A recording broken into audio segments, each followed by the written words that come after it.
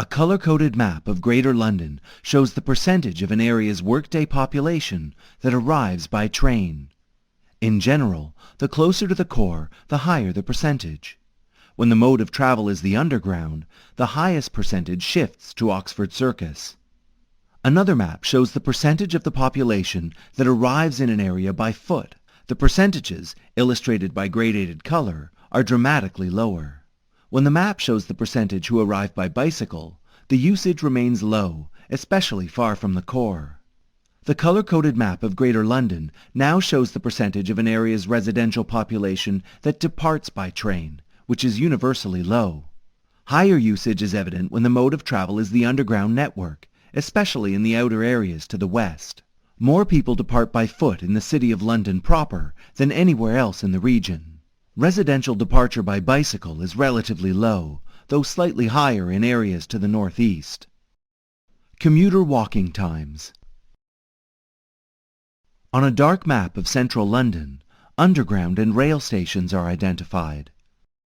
Walkable distances blossom from the stations according to an accelerated timer, illustrating the statement that 95% of central London can be reached within a 15-minute walk from the nearest station. When a proposed pedestrian network is added to the map, walking times are reduced. Data visualization by Habidatum.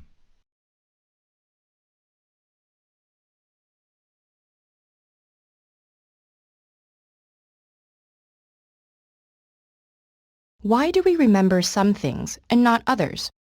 And why do memories eventually fade? Let's look at how memories form in the first place. When you experience something, like dialing a phone number, the experience is converted into a pulse of electrical energy that zips along a network of neurons. Information first lands in short-term memory, where it's available from anywhere from a few seconds to a couple of minutes. It's then transferred to long-term memory through areas such as the hippocampus and finally to several storage regions across the brain. But how do some memories get lost? Age is one factor. As we get older, synapses begin to falter and weaken, affecting how easily we can retrieve memories. Scientists have several theories about what's behind this deterioration. From actual brain shrinkage, the hippocampus loses 5% of its neurons every decade, for a total loss of 20% by the time you're 80 years old, to the drop in the production of neurotransmitters like acetylcholine, which is vital to learning and memory. These changes seem to affect how people retrieve stored information. Age also affects our memory-making abilities. Memories are encoded most strongly when we're paying attention, when we're deeply engaged, and when information is meaningful to us. Mental and physical health problems, which tend to increase as we age, interfere with our ability to pay attention and thus act as memory thieves. Another leading cause of memory problems is chronic stress. When we're constantly overloaded with work and personal responsibilities, our bodies are on hyper-alert. This response has evolved from the physiological mechanism designed to make sure we can survive any crisis.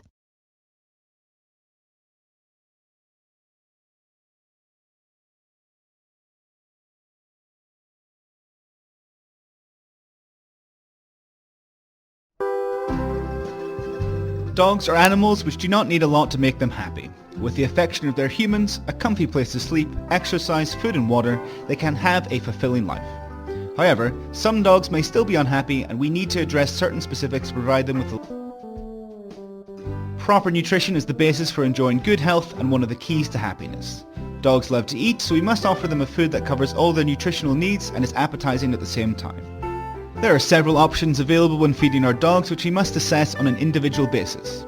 The two main options are a nutritionally complete homemade diet or a high-quality commercial feed recommended by our vet.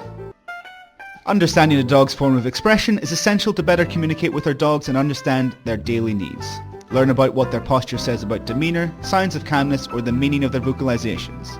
You may be surprised how many things your dog tries to communicate on a daily basis. To be happy, a dog needs to feel safe in their home, trust their human companion, and enjoy a comfortable place to sleep.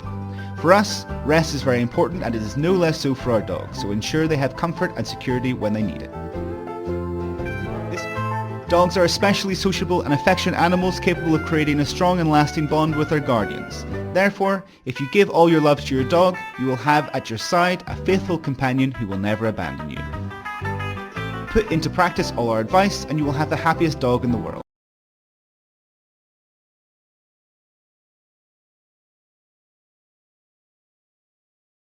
Right hemisphere of the brain will see it as a whole. It sees the whole boot, but it's unable to be able to communicate anything about the boot because the right hemisphere of the brain has no words.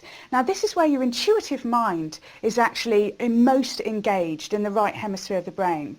So to me, I actually believe that people who are more right brain thinkers than left brain thinkers are more adaptable to intuition. However, you've got a right brain, so there's no reason why you can't learn intuition by learning the qualities of the right brain.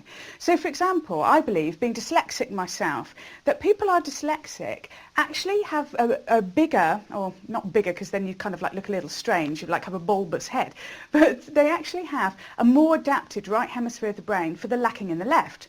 So for example, maths, physics, chemistry, spelling, anything to do with logical thinking, sometimes for me doesn't come as easily as my inner knowing something as a whole, being able to get on with people and interact in that way.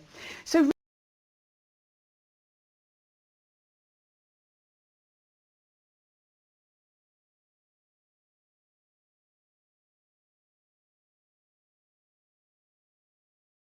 Literature is the study of human communication. It deals, of course, with great writers, from Shakespeare to Cervantes, Jane Austen to James Joyce. And it deals with texts, Greek plays, romantic poems, Gothic novels set in gloomy castles. But it's also about more than that. Literature offers access to vibrant forms of expression and asks us to embrace new ways of thinking about the world. It shows us how to read critically, even asking why we read and write at all. Above all, it explores how we communicate ideas and why. So for a student of literature, all forms of communication are considered texts and can become the focus of critical inquiry.